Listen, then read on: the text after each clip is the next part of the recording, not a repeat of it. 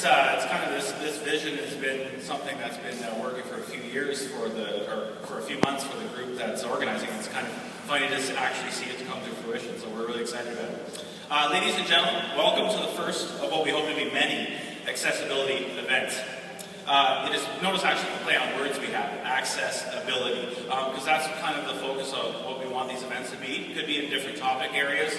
It could discuss a lot of different variety of things that affect people with disabilities. But the key is that people with disabilities have abilities, and it's about accessing the services. And so that's kind of, it's a meshing of services and this specific topic, technology, for this year's event. So it's with great pride that the organizing committee of this endeavor has brought this vision and purpose of this event to life. Let me introduce the committee. Now, we're kind of scattered all across here, so we'll have to do some pointing. My name is Ryan Billing. I'm an employment developer with Career Services at Brockville. I'm also the chair of the BMAC committee, and yes, it's a long name. That's why we prefer to go by BMAC. Also, Janet Jones. Janet's right in front here. She's a member of BMAC, and along with this organization committee as well. The concept for the event actually was brought forward by Doug May. There's Doug, who introduced myself. Doug has a laundry list of organizations he's involved with. Frankly, it'd probably take us about 45 minutes to get through all the organizations he's with. But I guess probably he actively participates with CNIB. He's a board member of Education for Quality Accessibility, and they have a booth at the event here. And he's also, and so Doug Helmer as well. Doug, can you raise your hand? Doug Helmer is also actively, yes. Doug's actively involved with CNIB, along with being the chair of the Leeds and Grenville Accessibility Advisory Committee. Are you LAGAC then, I guess would be? As an acronym? Sure, we'll go with that. And he's also a crucial member of the group as well. And Sandy Gray, Sandy's right in the front here.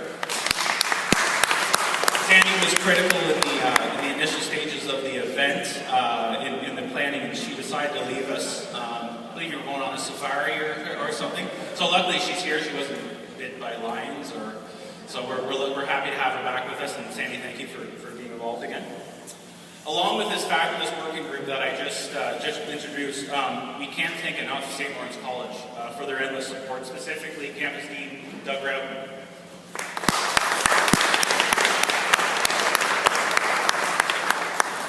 Doug saw the value of what we were trying to get across here today, the information we want to bring to the public, and recognize the important link the college has with the community, and certainly we're seeing that here today, so thank you, Doug. And I actually have to thank, too, Paul Kenny, because Paul's kind of been a right-hand man as well. I'm not sure if he's with us, but he's certainly been more than helpful. They've been able to give us the facilities, equipment, manpower, you name it, they were able to give it to us, and so we thank them for that. I'd also like to thank the city of Brockville. Sandy Steele, I believe, is here as well. Hi, Sandy. How are you doing? I'd like to thank them because they sponsored the closed captioning service which we're getting for the event. So the screen over here, anything I say goes up on it. So I have to make sure everything I say is PG rated. I'd be in trouble if I didn't. So I want to thank the city, though, for coming forward with the funds to access this captioning service for the opening ceremony. So thank you, City of Brockville. We are a committee with lots of ideas and drive, but we also have no dollars. And so that can be a challenging thing when you're bringing organizing committees together and you don't have any money. So this is a perfect example of the accommodation we're getting, because it's certainly a challenge to put an event together with $0. That's why the community partnership of St. Lawrence College and all these partners involved was really helpful, considering we had no money to do it. So thank you everyone involved that way. Focus of this year's event is on technology and its ability to assist individuals in everyday life. Many of the vendors and individuals in attendance can testify that the use of technology, the ability to break down barriers, is becoming more and more attainable, cost-effective, and continues to open many doors for people to live independently within the community. The Ontario government itself has begun to take a path of a fully accessible province by 2025, and we believe that events such as these, aiming to inform and enlighten, will assist in making our community more accessible to everyone. Along with having a variety of vendors in attendance today, we have a variety of service organizations as well that assist individuals with disabilities in a variety of capacities. One question we actually got from a lot of the service agencies was, Why would I be here? What do we have to do with technology? And I'm gonna answer that question. First off, we hope this is an opportunity for people to connect with one another, a one-stop shop, if you will, for individuals and people within the sector to learn, share, inform, and grow together.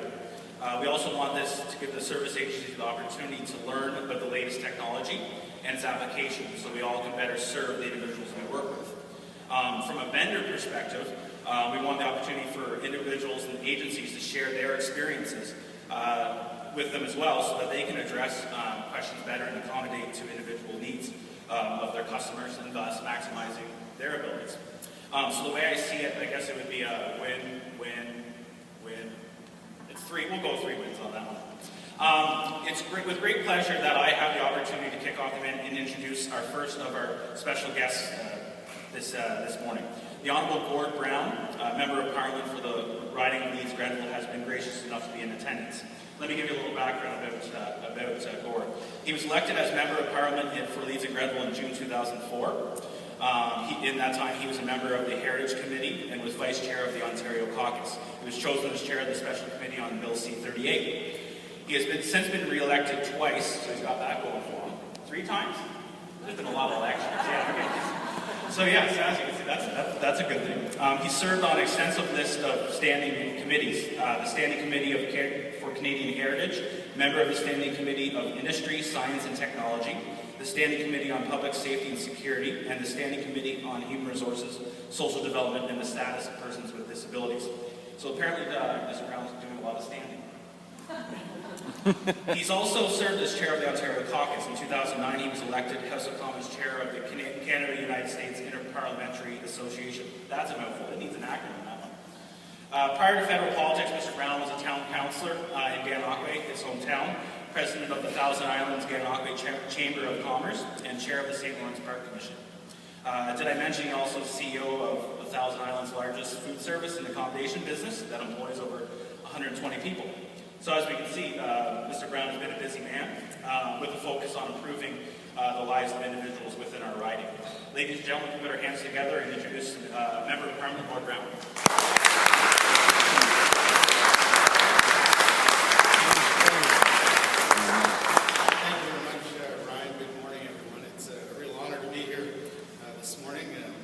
Fletcher and I came down from Ottawa. It's a rare occasion that we actually can get away from Ottawa when the House is sitting, but I know that so many of you put so much effort into making the Accessibility Fair here such a success, and Doug Mather and his team here in Brockville asked me a number of months ago if we could bring the minister down, and so we were fortunate to be able to make all of this happen today. So I'm delighted that we're here. And I have the pleasure this morning of introducing our very special guest speaker, who is my colleague, Stephen Fletcher. He's the Member of Parliament for Charleswood, St. James, and Assiniboia, Headingley. Mr. Fletcher is Canada's Minister of State for Transport. Now, he was first elected to the House of Commons back in 2004, the very same day that I was elected for the first time, and he and I elected 3 times in 2006, 2008, and in 2011, and Stephen was elected each time with increasing margins. After being first elected in 2004, he was appointed the official opposition critic for health, and he was a member of the Standing Committee on Health. In 2006, when we formed government, Prime Minister Stephen Harper appointed Mr. Fletcher to the position of Parliamentary Secretary to the Minister of Health. After the 2008 election, Prime Minister Harper appointed him to Cabinet as Minister of State for Democratic Reform. And in the weeks following the 2011 election, Mr. Fletcher was appointed the Minister of State for Transport. He is also the recipient of the National Cancer Leadership Forum's inaugural award for outstanding individual leadership and the Canadian Cancer Society's Courage and Leadership Award. He is also the recipient of the Champions of Mental Health Award for his work in raising awareness for mental health. He has been inducted to the Terry Fox Hall of Fame, received the King Clancy Award, great Toronto Maple Leaf. He's also the recipient of Her Majesty's Golden Jubilee Medal, as well as Her Majesty's Diamond Jubilee Medal for his contributions to Canada, and has also received the Christopher Reeve Award from the Canadian Paraplegic Association. Prior to his election, Mr. Fletcher worked as an engineer in the mining industry until his automobile collision with a moose left him a quadriplegic, paralyzed from the neck down. He returned to university where he obtained a master's in business administration. He is also the first permanently disabled Canadian to be elected to the House of Commons. A biography of Stephen's life titled What to Do If You Don't Die, the Stephen Fletcher story, was written by Linda McIntosh and released in the fall of 2008. As well, I might add that Stephen was also a kayaker, something that I know a little bit about as well. This morning it gives me great honor to introduce my friend, the Honorable Stephen Fletcher.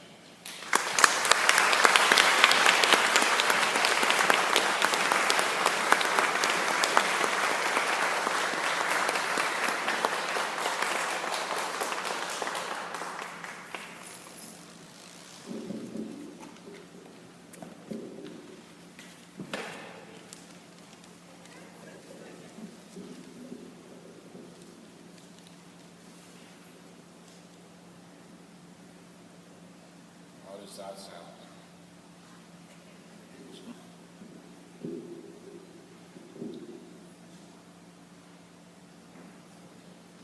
Well, thank you very much, Gord, for that introduction. If I may say,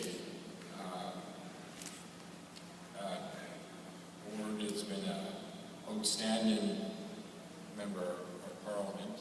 I have had the ability to, get to know, is the microphone? Yeah.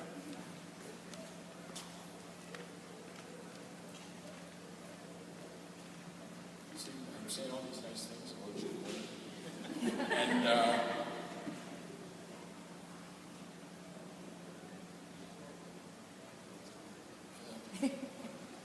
Let's repeat that. and that's what I have to say about Gord.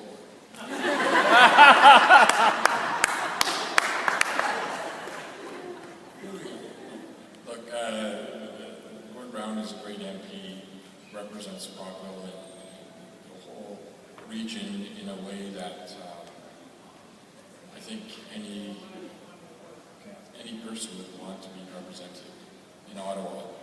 And Gord also a kayaker. For my accent, I was very involved. I'm sorry that we never had a chance to race against each other, but we would have been in different age groups. I would have been in much younger age. Yeah, you are on a lot of standing committees. To me, that's like showing off. But,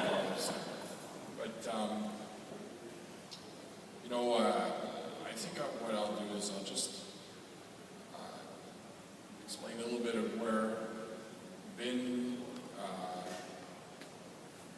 and where I think the disability movement is going. First of all, there are no volunteers in the disability community except those who do not have disabilities.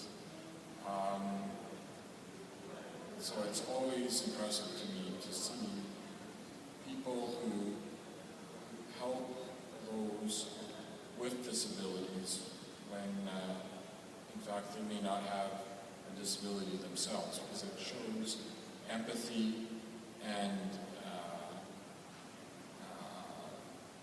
it is a way of showing humanity so that we can all reach our full potential. I was 23, driving to work, just graduated from engineering, and hit a moose with my car on the east side of Lake Winnipeg. The moose went over the windshield, landing in the back seat of this vehicle. The vehicle went into the ditch. Moose flew over me again, apparently, and left me paralyzed from the neck down. So completely paralyzed. And if you sort of count the vertebrae behind your neck, you count 4 down, that's where my injury occurred. So it's a bit like what they call a hangman's injury. So that's what goes in the old days when they used to do that to people. So I got to when I was at the hospital, I was told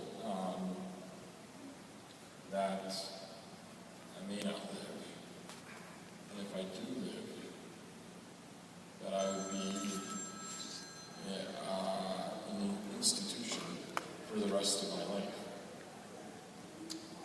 And this was obviously very devastating, and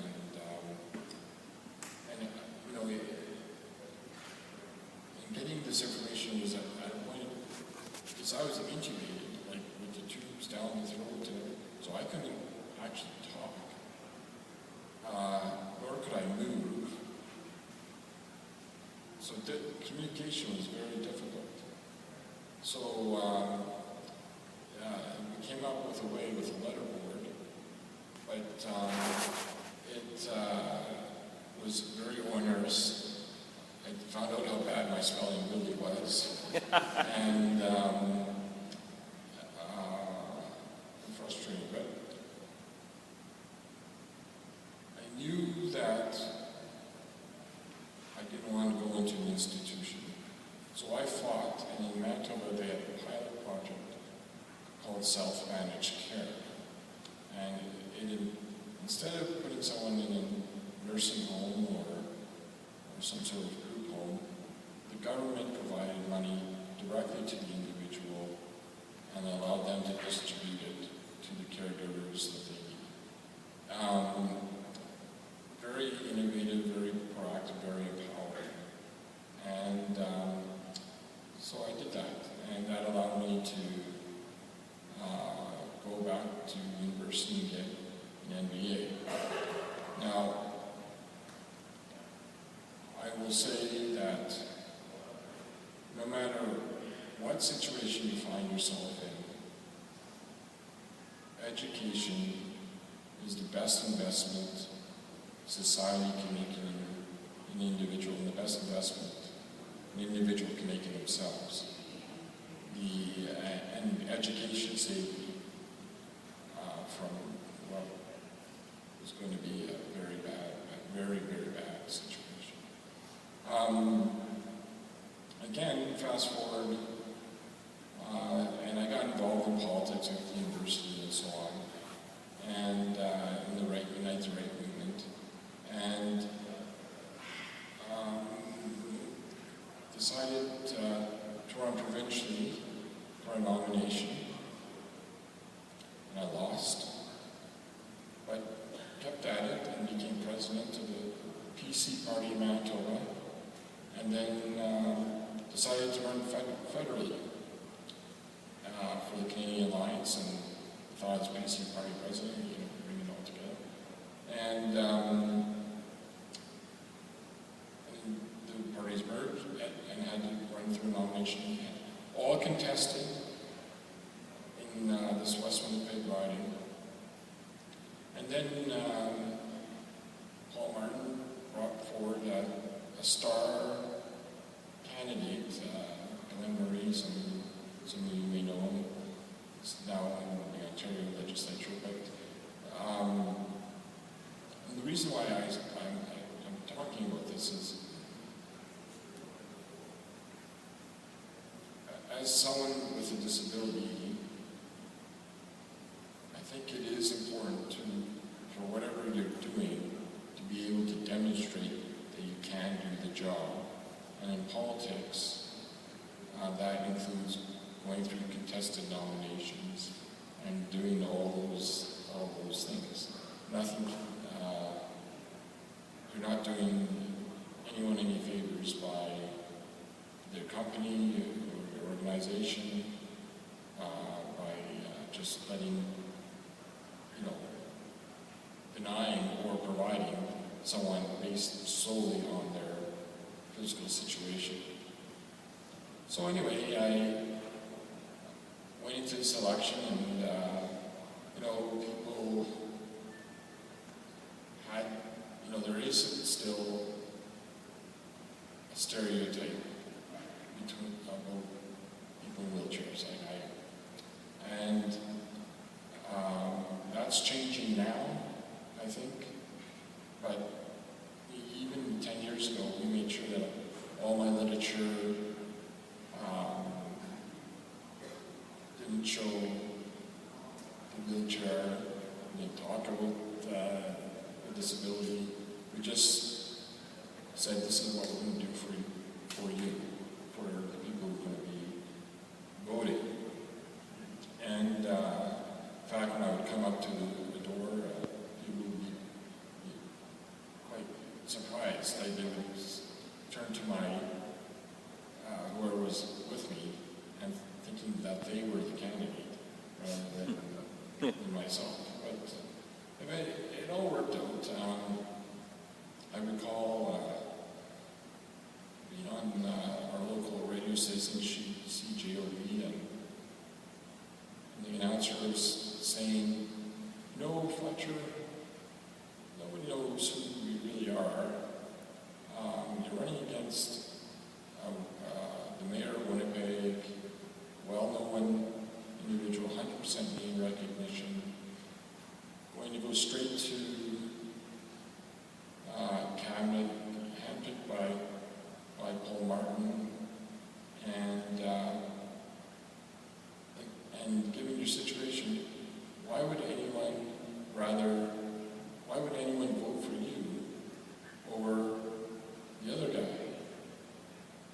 I just said, well, I think the people of Charleswood, St. James, Assiniboia, Hadley would rather have someone paralyzed from the neck down than the neck up.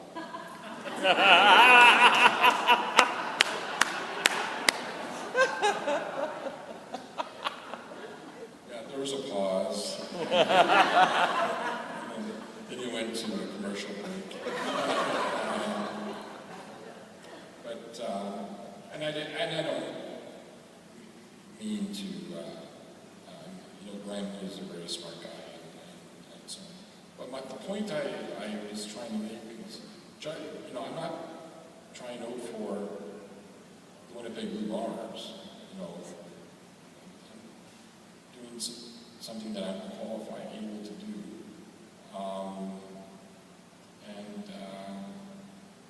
Because the election is really an interview with a lot of people.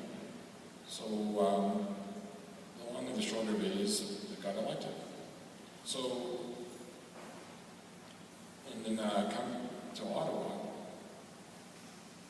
and it turns out, there are problems with the accessibility. Silly, everything from no lips onto the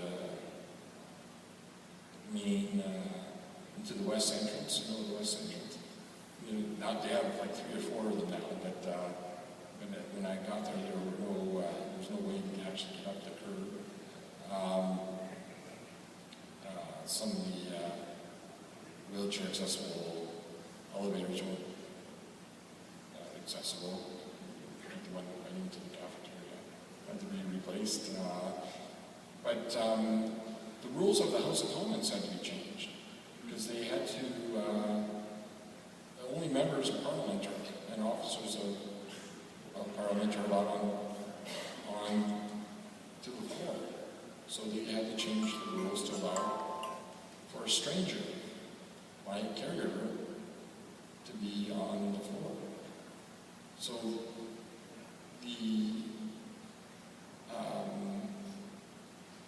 was an accommodation. And they also had to rearrange the seating a bit. We were in opposition, and so they put me at the end of the row, front row. Well, that was one of my other lines when people said, well, what would you do in Ottawa? So I represent you. And plus, you're guaranteed a front row MP because all the other rows aren't wheelchair accessible. Anyway, it goes on and on. I have a million.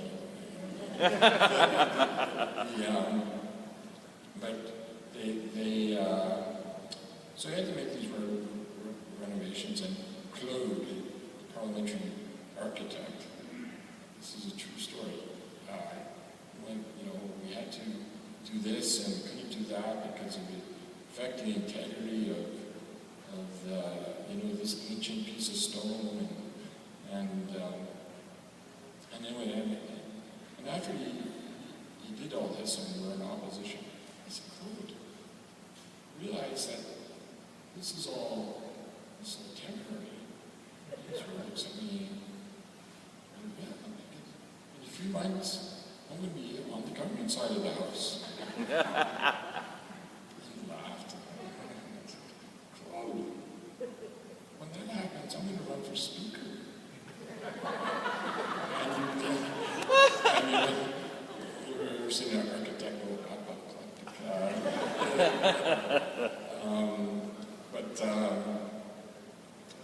anyway, and it's interesting how people reach you. I was there in the summer and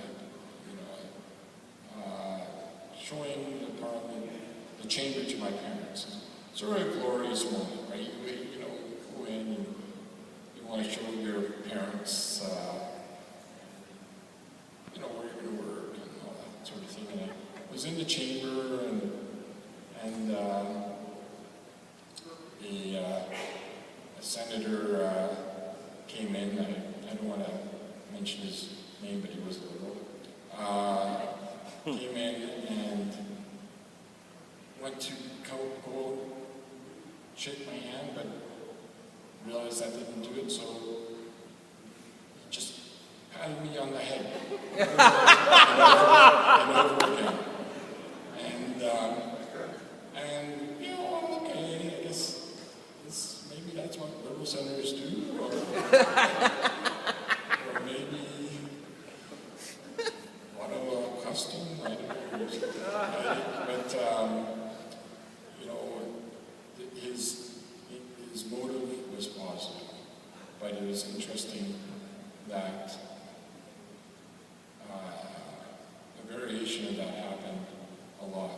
And it occurred to me that people who passed, that curb cut that we had talked about all the challenges that exist in society about accessibility, the people who are passing the laws, like that senator, probably had never met anyone in a wheelchair before, or let alone talked to them. And the media, there's lots of problems with the media. The press gallery wasn't properly accessible, and so on. The media who report on politicians, they're not exposed, so they don't necessarily report or understand children on disability.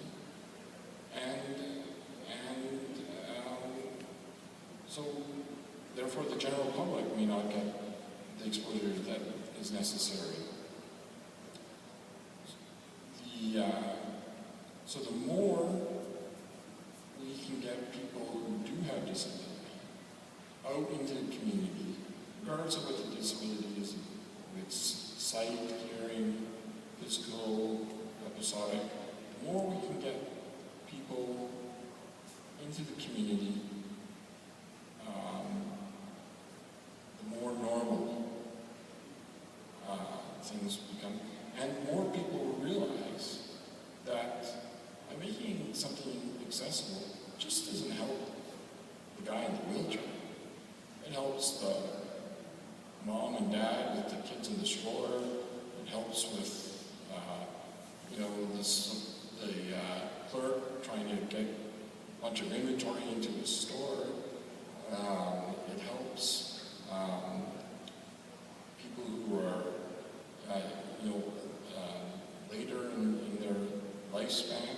If you go to a mall that has a stair and a proper ramp, people take the ramp. So it is, and that goes, and we got to do this with our communities, with our housing as well. We need to think about these things. And also we have to invest and provide proper equipment. My favorite, there are a lot of people, it varies from province to province, but I'm very fortunate to have the proper equipment. One of the things that happen is whatever in some provinces, province or insurance company, skip on the cushion. You skip on the cushion. Instead of getting a good roll cushion for $1,000, they're expensive, to go for the cushion that's $495. And then it ends up that the person gets pressure sores and gets put in the hospital for forever, sometimes, but certainly for a year or 6 months, for the sake of $500. It's $500 to get some cushions. It's these kinds of things that we have to be smart about as we move forward. It's better for the person, which is the number one priority. It's better on the taxpayer, and it's better on society. Now, I suppose I could go on, but I won't. Let me just say, we live in the best country in the world at the best time in human history to be alive. And every Canadian should have the opportunity to live their life to the full potential. I'll end by just saying those medical practitioners that told me that being an institution, I did go back after the election, because I don't think they thought the institution would be the Parliament of Canada.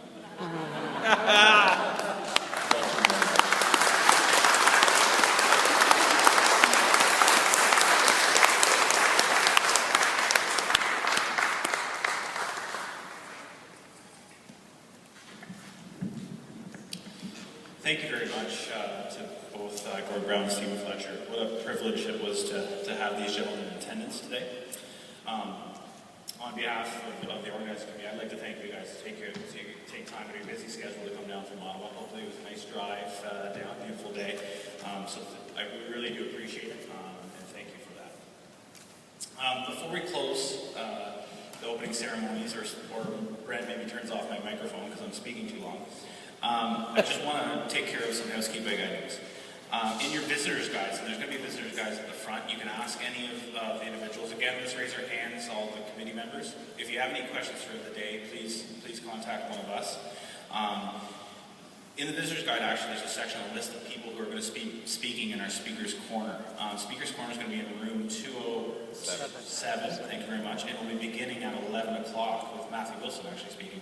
This is an opportunity for people just to hear stories from individuals about maybe accommodations that they've seen, maybe barriers that exist in our community, and give a little life story to it, and actually maybe give a different perspective for people. That's what we're hoping is accomplished with that. So that's going to be going on. It's in the schedule. There's probably about 6 speakers throughout the day, running throughout the day. As well, Cynthia Sparring. Cynthia, could you raise your hand? Cynthia works with Career Services with myself, and she's graciously offered to run a Through Other Eyes workshop. It's a disability simulation workshop that allows people to simulate varying physical disabilities and how it affects daily tasks. And actually, we're going to have individuals go through the fair and perform a variety of things, and then they're going to debrief and talk about it. And it's not about what the program is not about to say, wow, we're feeling really bad about the disabled person. It's about actually seeing that it's very easy to overcome disabilities, and they're just barriers. People can access things just like you or I. So that's a really neat program. And we only have 15 spots for that. So if you want to see somebody in the organizing committee or Cynthia, we have 15 spaces for that, and we will run the program as soon as that starts. And that one is in room 292, Cynthia, is that correct? Okay. And again, I just want to make sure, again, if you have any questions throughout the day, please feel free and ask us. We'll be cruising around. We want to make sure this event is accessible for everyone, and we want to make sure that everyone's gaining as much information as possible. So please feel free to ask questions to us. As well, there's one last note. We have evaluation forms at all the booths, and there's also going to be some set up out front. We want the feedback of people. This is kind of a brainchild. First year, we want to get information on what people would like to see. Is there specific areas that we need to look at? Because this is something for the citizens of our area. We want to make sure that it meets their needs. I'm going to stop talking now. Actually, there's a couple of, I do want to recognize, just within the facility here, there are two barriers that I want to just make sure everyone knows about. This flooring, I want to make sure that people watch the matting. We're going to try to put tape down just to ensure there's no slipping. It's just to protect the flooring, so I want to make sure people are conscious of that. And as well, there's a minor lift coming in to the facility. We just want to make sure that people are aware of these things going forward. So again, any questions people have, please come to us, and we hope you have a fabulous day. We're really